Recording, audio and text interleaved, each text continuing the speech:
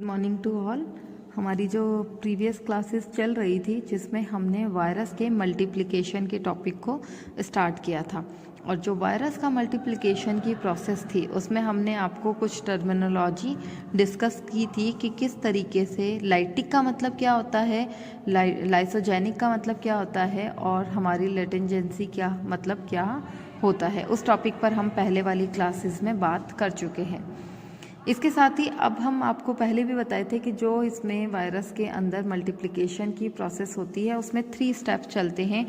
First है transduction, second है हमारा ट्रांसफॉर्मेशन, और थर्ड है हमारा कॉन्जुगेशन। तो सबसे पहले हमने ट्रांसडक्शन ही स्टार्ट किया था और उसके अंदर लाइटिक और लाइसोजेनिक साइकिल के बारे में बात की थी। आपको सिर्फ टर्मिनोलॉजी बताई गई थी। आज की क्लास में हम जो ट्रांसडक्शन का मैकेनिज्म है जिसमें लाइटिक और लाइसोजेनिक साइकिल रन करती है वो किस तरीके से होती है, हम उस टॉपिक पर बात करते हैं। देखिए, ट्रांसडक्शन की प्रोसेस में लाइटिक साइकिल और लाइसोजेनिक साइकिल। लाइटिक साइकिल का मतलब ये होता है कि जब जिस बैक्टीरियल सेल के अंदर ये बैक्टीरियोफेज एंटर करता है ये उसका लाइसिस का प्रोसेस कर देता है और उसके कारण होस्ट सेल की डेथ हो जाती है। तो लाइटिक साइकिल के अंदर तो होस्ट सेल की डेथ जो है वो कंपलसरी होती है कि वो होगी ही होगी। यहाँ पर कोई स्पेशल टाइप के स्ट्रक्चर का फॉर्मेशन नहीं होता है, सिंपल से एक रेप्लिकेशन का प्रोसेस होता है और बैक्टीरियोफेज की मल्टीपल कॉपीज बन जाती है। लेकिन लाइसोजेनिक साइकिल के अंदर एक इंटीग्रेटेड फॉर्म आती है जिसे हमने पिछली क्लास में भी बताया था कि एक प्रोफाज बनता है, और वो प्रोफाज जो है वो वायरुलेंट पार्ट्स होता है, और वायरुलेंट पार्ट्स होने के कारण इस तरीके के ट्रांसडक्शन को हम क्या कहते हैं, स्पेशल ट्रांसडक्शन। तो लाइटिक साइकिल को हम कह सकते हैं कि ये एक तरीके का जनरल ट्रांसडक्शन है जिस ट्रांसडक्शन में होस्ट सेल की डेथ हो जाती है और बैक्टीरियोफेज का मल्टीप्लिकेशन हो जाता है, वायरस का मल्टीप्लिकेशन हो जाता है। जबकि लाइसोजेनिक साइकिल को हम कहते हैं कि ये स्पेशल ट्रांसडक्शन का प्रोसेस है, और इस स्पेशल ट्रांसडक्शन के मैकेनिज्म में एक स्पेशल इंटीग्रेटेड फॉर्म का डेवलपमेंट होता है जिसे कि हम प्रोफाज कहते हैं। अब देखिए, ट्रांसडक्शन की प्रोसेस में लाइटिक साइकिल को सबसे पहले ये है हमारा बैक्टीरियोफेज। बैक्टीरियोफेज क्या होता है? बैक्टीरियोफेज एक ऐसा वायरस है जिसके अंदर बैक्टीरियल सेल को इन्फेक्टेड करने की कैपेसिटी पाई जाती है, या हम ये कह सकते हैं कि ऐसा वायरस जिसमें बैक्टीरिया को संक्रमित करने की क्षमता पाई जाती है उसे हम बैक्टीरियोफेज कहते हैं। तो ये हमारा लाइटिक साइकिल के अंदर बैक्टीरियोफेज है।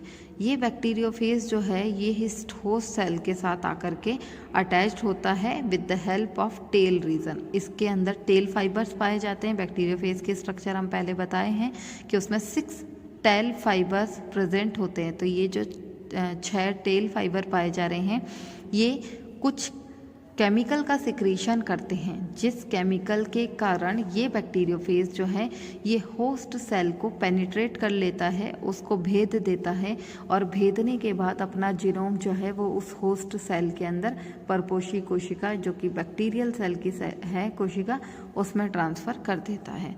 तो ये बैक्टीरियोफेज है, ये आकर के अटैच हुआ बैक्टीरियल सेल के साथ में। बैक्टीरियल सेल यानी हम यहाँ पर एग्जाम्पल की फॉर्म में ई कोलाई को लिए हैं। इस बैक्टीरियल सेल की स्पेशलिटी क्या है कि इसमें एक तो एसेंशियल डीएनए पाया जाता है जो इस कंप्लीट सेल की ग्रोथ के लिए रिस्पॉन्सिबल होता है। मतलब बैक्टीरियल सेल की स्ट्रक्चर देखें तो एक इस तरीके का डीएनए होता है जो कि इसका एसेंशियल डीएनए है। एसेंशियल मतलब आवश्यक डीएनए, और वो एसेंशियल सेल जो डीएनए है वो इस बैक्टीरियल सेल को ही उसकी ग्रोथ के लिए और उसमें रेप्लिकेशन की प्रोसेस के लिए रिस्पॉन्सिबल होता है। इसके अलावा एक एक्स्ट्रा में डीएनए पाया जाता है, सर्कुलर डीएनए। एक गोल जो है सर्किल शेप का डीएनए पाया जाता है जिसे हम प्लाज्मिड कहते हैं, और इस प्लाज्मिड को हम जेनेटिक रिकॉम्बिनेशन में या बायोटेक की ब्रांच में, जैव तकनीकी में इसका उपयोग करते हैं किसी चीज़ को ले जाने में। चीज़ मतलब किसी डीएनए का, किसी जीनोम का ट्रांसफ़र करने के लिए। तो यहाँ पर ये हमारा जो है इसको हम कहते हैं प्लाज्मिड, ये कहलाता है प्लाज्मिड स्ट्रक्चर, और ये है हमारी बैक्टीरियल सेल का प्लाज्मिड। तो जैसे ही बैक्टीरियोफेज इस होस्ट सेल या बैक्टीरियल सेल के पास आकर के अटैच होता है। इसके टेल फाइबर से कुछ केमिकल का सिक्रीशन होता है और केमिकल के सिक्रीशन के कारण ये होस्ट सेल को पेनिट्रेट कर पाता है, भेद पाता है। भेदने के बाद में अपना जीनोम जो है वो इस होस्ट सेल के अंदर ट्रांसफ़र कर देता है। जब ये होस्ट सेल के अंदर जीनोम ट्रांसफ़र कर देता है तो ये जो हेड पार्ट और टेल पार्ट है ये सेपरेट हो जाते हैं, ये अलग हो जाते हैं। अब इस होस्ट सेल के अंदर देखिए एक तो वायरल डीएनए रह गया है और एक बैक्टीरियल सेल का डीएनए है, वो जो कि जिसे हम प्लाज्मिड कह रहे हैं, वो प्लाज्मिड डीएनए प्रेजेंट है। अब ये वायरल डीएनए क्या करता है, एक तरीके की प्रोटीन का फॉर्मेशन करता है और उस प्रोटीन को हम बोलते हैं रिप्रेसर प्रोटीन। Repressor protein. ये रिप्रेसर प्रोटीन क्या करती है, ये रिप्रेसर प्रोटीन इस बैक्टीरियल डीएनए यानी जो प्लाज्मिड डीएनए है, इस प्लाज्मिड डीएनए की जितनी भी एक्टिविटी होती है यानी इस बैक्टीरियल सेल की जितनी भी एक्टिविटी होती है उसको कंट्रोल कर लेती है। मतलब अब बैक्टीरियल सेल जो है वो रेप्लिकेशन का प्रोसेस नहीं कर पाएगा, अपनी सेल का ग्रोथ नहीं कर पाएगा, वो सारी चीज़ें इसने कंट्रोल कर ली है। किसने कंट्रोल कर ली है, जो बैक्टीरियोफेज का डीएनए है जिसे हमने वायरल डीएनए कहा है उसने। इसने क्या किया, एक रिप्रेसर प्रोटीन का फॉर्मेशन किया और ये रिप्रेसर प्रोटीन जो है वो एक स्पेसिफिक टाइप की प्रोटीन को कोड करती है और वो प्रोटीन जो है वो बैक्टीरिया सेल की ग्रोथ को और उसकी नॉर्मल एक्टिविटीज़ को रोक देती है, उसको रिप्रेस कर देती है, संदमित कर देती है, जिसके कारण ये बैक्टीरियल सेल अपनी मल्टीप्लिकेशन नहीं कर पाता है, अपनी कॉपी नहीं बना पाता। और इसकी जो भी न्यूट्रिशन है, इसका जो भी बैक्टीरियल सेल का न्यूट्रिशन है, यहाँ पर जो मटेरियल है न्यूक्लिक एसिड वगैरह, उसकी हेल्प से ये वायरल डीएनए जो है ये अपनी मल्टीपल कॉपीज़ बनाना स्टार्ट कर देता है। तो इसने रिप्रेसर प्रोटीन का फॉर्मेशन किया जिसके कारण इसकी तो ग्रोथ रुक गई है और कंप्लीट ग्रोथ जो है वो इस वायरल डीएनए की होती है, जिसके कारण ये क्या करेगा, सबसे पहले तो हेड का फॉर्मेशन कर लेगा, उसके बाद में अपने जीनोम का फॉर्मेशन करता है, अपनी मल्टीप्लिकेशन की प्रोसेस करता है, मतलब रेप्लिकेशन की प्रोसेस कर लेता है। क्या कहेंगे हम इसे, रेप्लिकेशन की प्रोसेस करता है। तो रेप्लिकेशन की प्रोसेस करने के बाद ये एम्प्टी हेड का फॉर्मेशन होगा, वायरल डीएनए या जीनोम का फॉर्मेशन होगा, वायरल जीनोम बनेगा। इसके बाद ये जो वायरल जीनोम है ये जो बैक्टीरियोफेज का हेड है, इस हेड के अंदर असेंबल हो जाता है। इसके बाद इसमें टेल फाइबर का फॉर्मेशन हो जाता है, with DNA tail fibre are formed.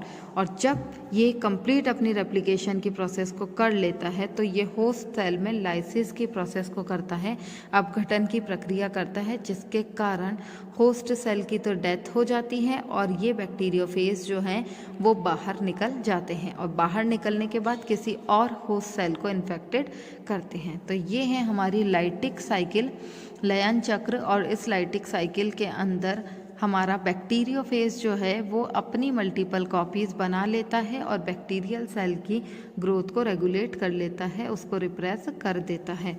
साथ में लास्ट में जाकर के ये क्या करता है, बैक्टीरियल सेल की डेथ करवा देता है। और इस कारण से ये साइकिल जो है, ये हमारे ट्रांसक्रिप्शन की साइकिल यहीं पर कंप्लीट हो जाती है। अब ये बैक्टीरियोफेज जो है ये आगे किसी नए होस्ट सेल को इन्फेक्टेड करते हैं और अपना जीनोम ट्रांसफ़र करके अपनी मल्टीपल कॉपीज़ बनवाते रहते हैं। तो ये जो हमारा ट्रांसक्रिप्शन है इसे हम कहते हैं जनरल ट्रांसक्रिप्शन की प्रोसेस।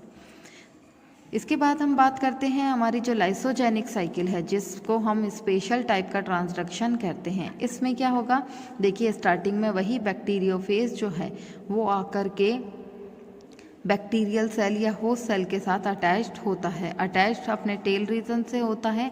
अटैच्ड होने के बाद में ये कुछ केमिकल का सिक्रीशन करता है, जिसके कारण इसके टेल फाइबर से ये अपना जीनोम बैक्टीरियल सेल के अंदर पेनिट्रेट करवा देता है, वहाँ पर भेज देता है। जब ये वायरल डीएनए जो है वो यहाँ पर एंटर कर जाएगा होस्ट सेल के अंदर, तब अब यहाँ पर तो एक रिप्रेसर प्रोटीन को कोड कर रहा था, रिप्रेसर प्रोटीन का फॉर्मेशन कर रहा था। यहाँ पर ये वायरल डीएनए क्या करेगा, इस बैक्टीरियल डीएनए के साथ जुड़ जाता है। जुड़ने के बाद एक प्रोफाज स्ट्रक्चर का फॉर्मेशन करता है और ये प्रोफाज जो है ये हमारा कहलाता है लाइसोजेनिक बैक्टीरिया।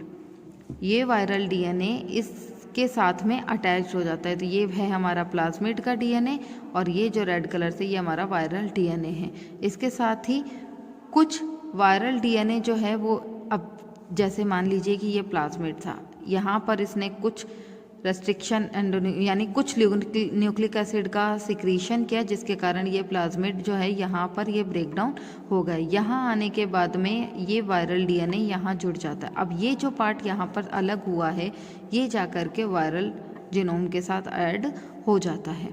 तो ये दोनों पोर्शन यानी कुल मिलाकर के वायरल का बैक्टीरिया के साथ अटैचमेंट या बैक्टीरिया का वायरल जीनोम के साथ में अटैचमेंट, इन दोनों से ही एक स्पेशल इंटीग्रेटेड फॉर्म का फॉर्मेशन होता है और उसे हम कहते हैं प्रोफाज।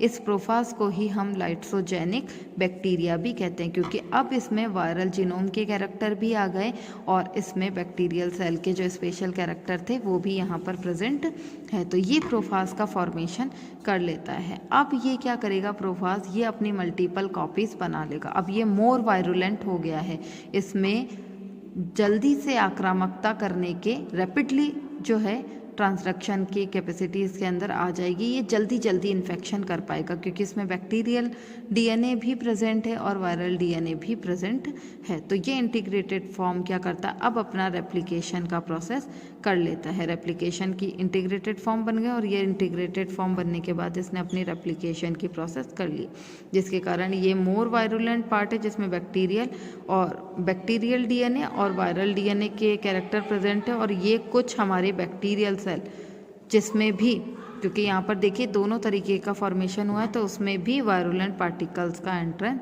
हो गया है। जब ये इस तरीके की रेप्लिकेशन का प्रोसेस करते हैं तो अपनी मल्टीपल कॉपीज बनाएंगे। ठीक उसी तरीके से पहले हेड का फॉर्मेशन होगा, देन जो एम्प्टी हेड बनेंगे उसी के अंदर बैक्टीरियोफेज का डीएनए जो कि इंटीग्रेटेड डीएनए है वो उस हेड रीजन में चला जाएगा, असेंबल हो जाएगा। ये असेंबली कब होती है, under stressful condition the phage DNA is excised from the bacterial chromosome and enters the lytic cycle. जब इस तरीके का असेंबल हो जाता है तो आफ्टर असेंबल एक स्ट्रेसफुल कंडीशन का फॉर्मेशन हो जाता है, एक स्ट्रेसफुल तनावग्रस्त अवस्था आ जाती है। तो स्ट्रेसफुल कंडीशन पर ये जो फेज डीएनए है, प्रोफाज का डीएनए, ये क्या करता है, इस होस्ट सेल से बाहर निकलता है और बाहर निकल के, जिसमें बैक्टीरियल क्रोमोसोम भी प्रेजेंट है, निकल करके ये लाइटिक साइकिल में एंटर कर जाता है। लाइटिक साइकिल के अंदर जब ये एंटर करेगा तो ये क्या करेगा, होस्ट सेल के अंदर एंटर करेगा, देन अपने रेप्लिकेशन की प्रोसेस को दोबारा से करेगा और रेप्लिकेशन प्रोसेस करने के बाद में ये होस्ट सेल से लाइसिस की प्रोसेस से फिर बाहर निकल जाता है। अब इन दोनों साइकिल में मेन डिफरेंस क्या है कि यहाँ पर किसी सिंगल एक रिप्रेसर प्रोटीन का फॉर्मेशन हुआ था बैक्टीरियोफेज के थ्रू, और उस बैक्टीरियोफेज ने क्या किया था, इस होस्ट, ये जो होस्ट सेल थी इसके डीएनए की ग्रोथ को कंट्रोल कर लिया था, इस सेल की ग्रोथ को कंट्रोल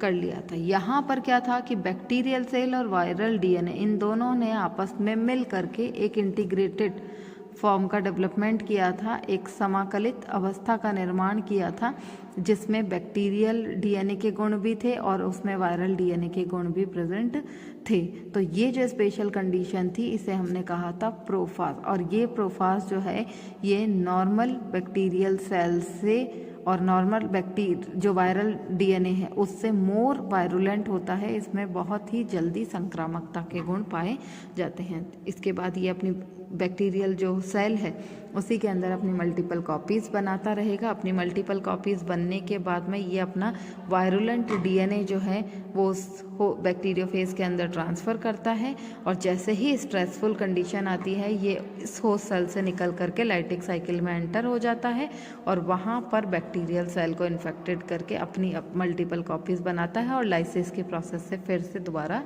ये लाइटिक साइकिल को एंटर कर जाता है। तो ये थी हमारी ट्रांसडक्शन की प्रोसेस। तो ट्रांसडक्शन की प्रोसेस, और ये इसमें हमने दो तरीके के ट्रांसडक्शन को देखा, एक है लाइटिक साइकिल का और एक है लाइसोजेनिक साइकिल का, यानी जनरल टाइप का ट्रांसडक्शन और स्पेशल टाइप का ट्रांसडक्शन का प्रोसेस। तो यहाँ पर आज की क्लास के लिए हम ट्रांसडक्शन के टॉपिक को यहीं ख़त्म करते हैं। नेक्स्ट क्लास में हम एक नए टॉपिक के साथ में अपनी क्लास स्टार्ट करेंगे। आज की क्लास के लिए इतना ही। Thank you.